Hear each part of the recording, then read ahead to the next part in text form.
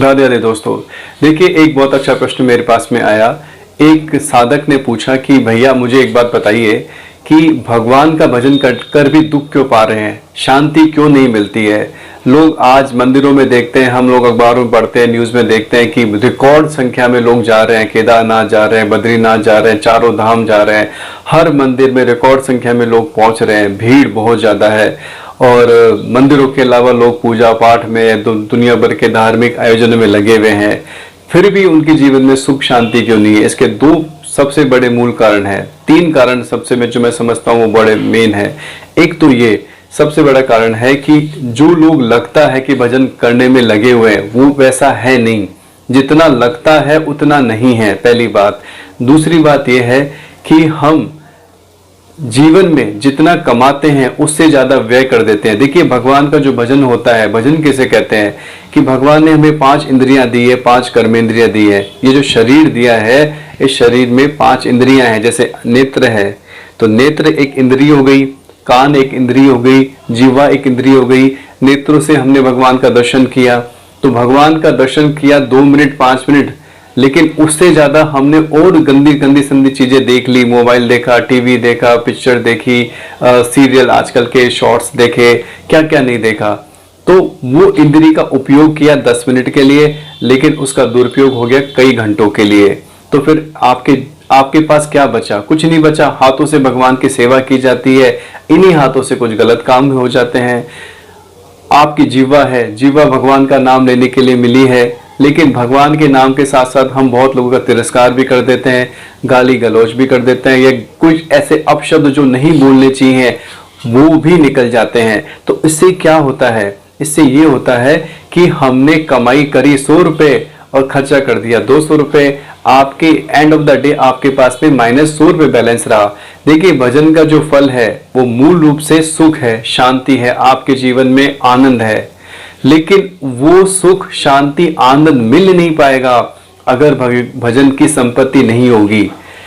इसलिए ये देखा जाता है कि आप ये समझिए कि भगवान का भजन करने के साथ साथ हमें जो छिद्र हैं उनसे, जिससे हमारा भजन व्यय हो रहा है, वो इंद्रियां जो गलत मार्ग पे जा रही है, उन इंद्रियों को सही मार्ग पे रखा जाए।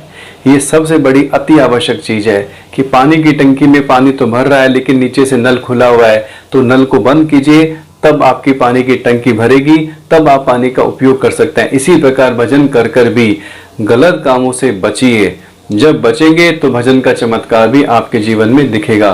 देखिए, हम लोग इस कलिकाल में जो सबसे बड़ी तीसरी जो मैं आपको मुख्य बात बताने वाला हूं, ये तो दूसरी बात होगी, तीसरी बात है कि कलयुग में भगवान का नाम ही सर्वोपरि है। नाम को छोड़कर जो अन्य साधनों में लगे हुए हैं वे लोग कभी भी भगवत प्राप्ति नहीं कर सकते, उनको वो चीज नहीं मिल सकती जो वो चाहते हैं। आज वर्तमान में एक बड़ा संकट चल रहा है, एक बड़ा विवाद चल रहा है, जिसकी वजह से काफी दूसरे धर्म के लोगों ने विवाद पैदा कर रखा है। लेकिन सच मानिए, अगर कोई भी व्यक्ति भगवान के नाम का सहारा ले, भगवान के नाम को साथ रखे, तो दुनिया में किसी की हिम्मत नहीं है कि आपको आंख दिखा सके, आपके सामने खड़ा हो सके।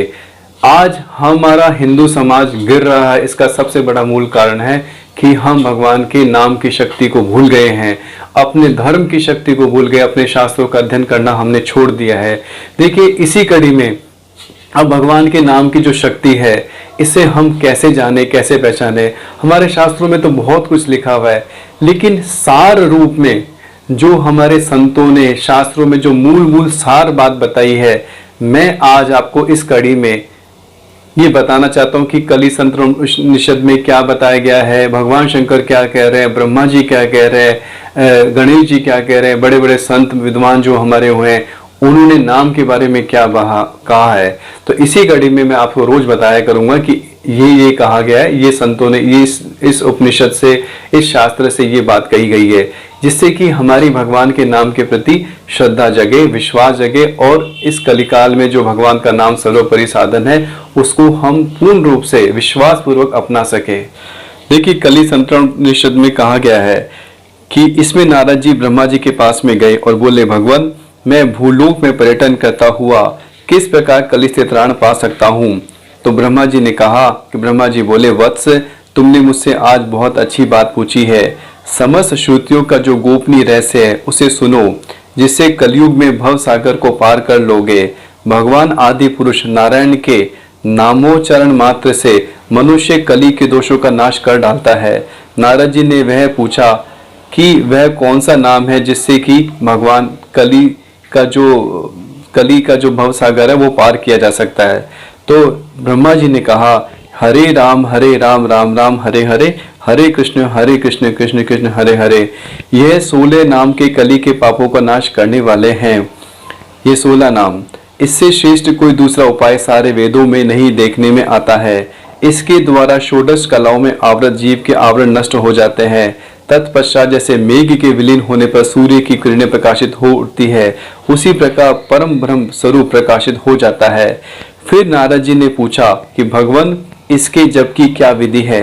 ब्रह्मा जी ने उनसे कहा, इसकी कोई विधि नहीं है। पवित्र हो या अपवित्र हो, इस मंत्र का निरंतर जप करने वाला सालोक्य, सामीप्य, सारूप्य और सायुज्य चारों प्रकार की मुक्ति प्राप्त करता है। जब साधक इस 16 नाम वाले मंत्र के 3.5 करोड़ जप कर लेता है, तब वह ब्रह्म हत्या के दोषों को पार कर लेता है, वीर हत्या के पाप से तर जाता है, स्वर्ण की चोरी से पाप से छूट जाता है, पितर देवता मनुष्य के अपकार के दोषों से भी छूट जाता है, सब धर्मों के परित्याग के पाप से तत्काल ही पवित्र हो जाता है, शीघ्र ही मुक्त हो जाता है, शीघ्र ही मुक्त हो जाता है, शीघ्र ही मुक्त हो जाता है, भगवान की प्राप्ति कर लेता है। यह उपनिषद है। देखिए, ब्रह्मा जी ने जो हमें बताया, मैं आपको वो बताने जा रहा हूँ कि ब्रह्मा जी ने साफ साफ कह दिया कि जो सारे शास्त्रों का सार है वो है भगवान का नाम। कली के भव सागर को पार करने की यह सबसे सर्वोत्तम, सबसे सरल औषधि है। सबसे उत्तम औषधि जो ब्रह्मा जी ने नारद जी को बताई वो है भगवान का नाम, 16 नाम वालों का। और उन्होंने जब की जो विधि बताई है, जब की विधि के लिए कहा है कि किसी भी तरह आप पवित्र हो अपवित्र हो, आप सुबह करो चाहे शाम को करो, चाहे नहाकर करो चाहे बिना नहाए करो, चाहे खाकर करो चाहे कैसे भी करो, पलंग पे बैठ के करो चाहे आसन पे बैठ के करो, चाहे आप सोफा पे बैठ के करो, जूते चप्पल पहने हुए हो चाहे नया पहने हुए हो, किसी भी अवस्था में कैसे भी भगवान का नाम लिया जाए वो आपका कल्याण करेगा, आपको इस भवसागर से पार कराएगा। आपके सारे सारे सारे जितनी भी आपकी मनोकामनाएं सब पूर्ण करने में सक्षम है आपके भगवान का नाम।